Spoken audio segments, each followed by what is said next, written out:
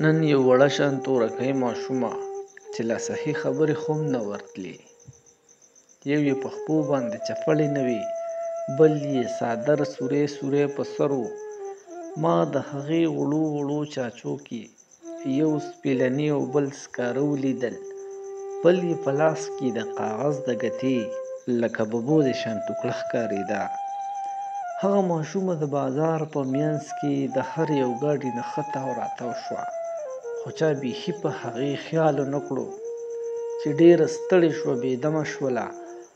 نیزه وال لمر یې بدن وسوځاوه، ډېره خپه خپه روانه شوله.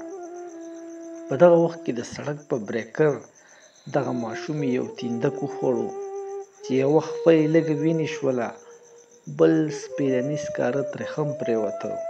بیا په وړو وړو کچه لاسونو هغې تاوده تاوده سکاره راټول کړه. هغه بېوسه بیا روانه شوله. ما چې د دې ماشومې خال ولیدو، زه ورنږدې شوم، تپوس مې وکړو: ماشومې څوک یې او ستا پلار نشته؟